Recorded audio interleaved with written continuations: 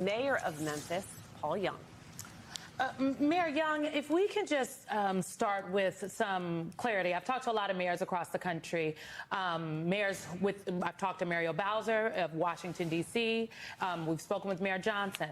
I'm wondering, all the mayors say the same thing. They say, look, we want the federal resources from the federal government, and that the federal government has cut the budgets. Do you want the National Guard in your city?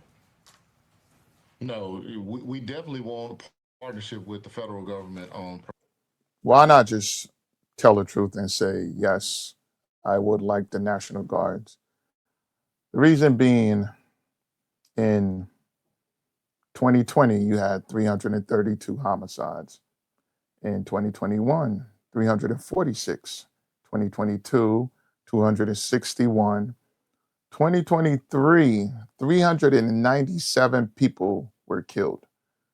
2024, 297. And yet he's going to say no, but give every reason why he would like to work with the federal government.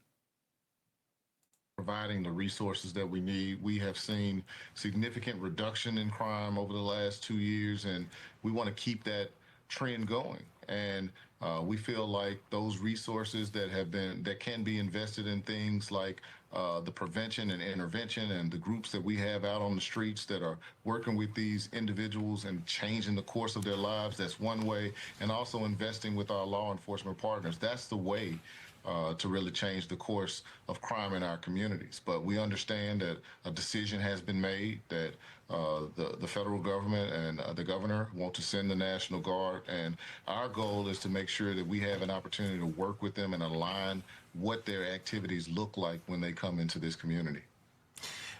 Mr. Mayor, help me understand, because I'm a little bit confused. I'm confused too. Why not just tell the truth? But everything is all political. That's why I hate politics. Instead of just saying that we need the help, he has to align with his party, and that's how it is in 2025. Just come out and tell the truth, but he's not. I could tell just looking at him. How long has the Republican governor of the state of Tennessee been the governor? I think Governor Lee has been in office for about 7 years. Next year will be his last year. 7 years. Yeah. 7 years. And he's just noticing now that Memphis has a crime problem. So much so, under his watch, he did nothing about it. I'm really helping me understand how, before you get to federal resources, as a former statewide official, lieutenant governor of my state, I know that if there was a particular area that had to deal with crime, and certainly there were parts of Maryland that did, the first call for help was not from the federal government. It was working with the city, working with the county, working with the municipalities to create solutions in our state. And if it was beyond our capacity, sir, then maybe we would call for federal help. But so I don't understand what's different. It wouldn't have anything to do with the fact that Memphis is a largely black municipality, would it?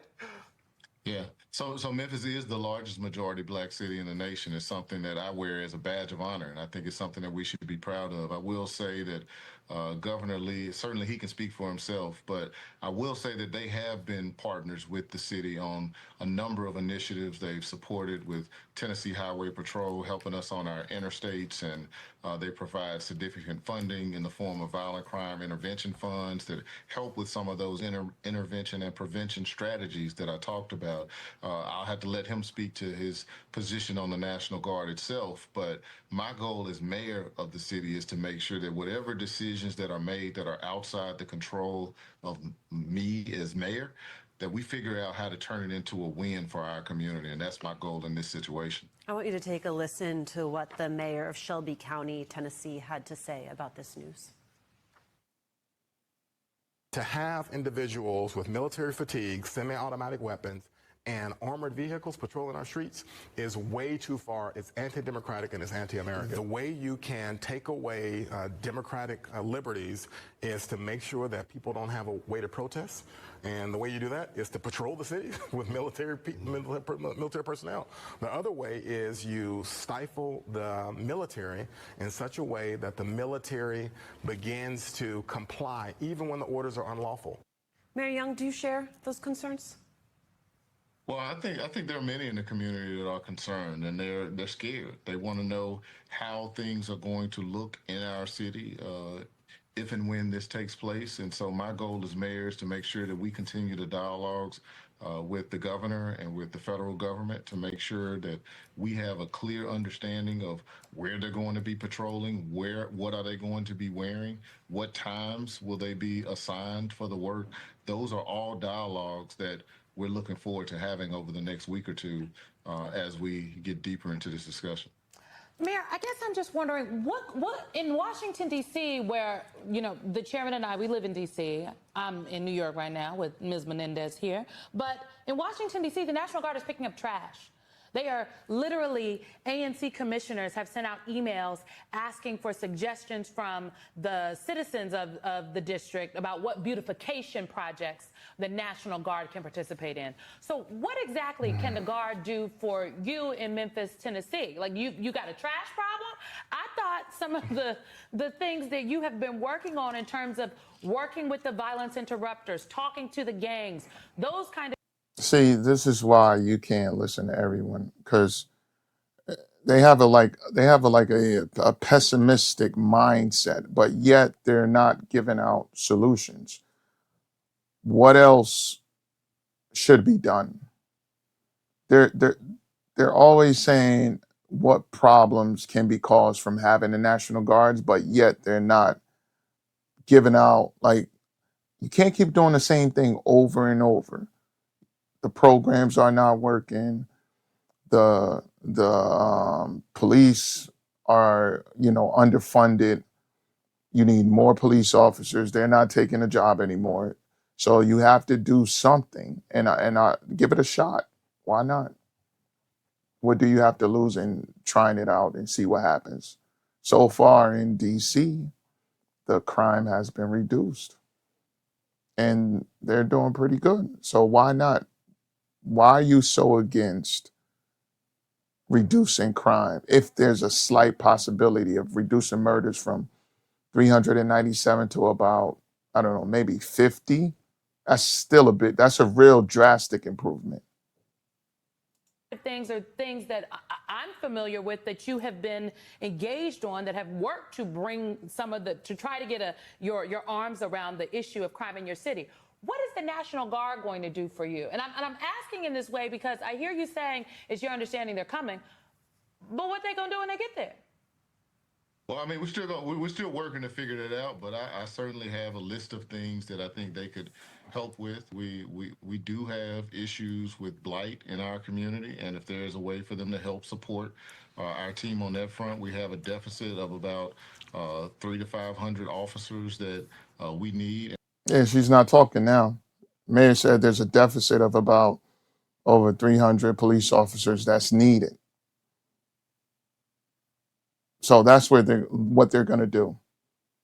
They're going to help reduce crime. They're going to deter criminals. There's a model, DC. Look what's happening in DC. And while they won't be serving in a law enforcement capacity, there may be things that they can do on major events and help coordinate traffic and things like that when we have big crowds, as we get into football season with the University of Memphis or Grizzlies game. So I think that as we have conversations, we can certainly find ways to use their support to back up the efforts of our Memphis Police Department and our Shelby County Sheriff's Department. That was well said, Mayor. They're going to be there to help support the police department. And she didn't really have much to say. Give it a shot. There's nothing to lose. Let's see what happens. But with that said, you always got to think about the financial gain. See, how I'm thinking is now would be a good time to buy and hold real estate in some of these cities, especially if they're gentrified. And this is where you want to go in and you want to try to buy up a lot of property and you just hold for the long run. And this is how people make money. This is how they revitalize communities. So if the crime is down, the real estate is going to go up. So all those properties that are cheap, you can go into those neighborhoods. You don't got to physically go in. You could do it online and you could make an offer and you could purchase some of these properties for 10, 15, 20,000. And if the city doesn't require you to rehab them right away, just hold on, pay the taxes. Sometimes the taxes are only $300 to $400 per year, if that. And what you do is you just hold that property for the long term. You just pay that $300 to $500 every year.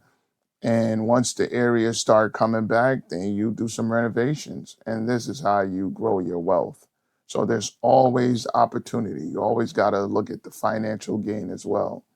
And the crime rate, which is also a benefit. But just think about the economics behind it. All right. Follow me, subscribe. I'll see you guys next time.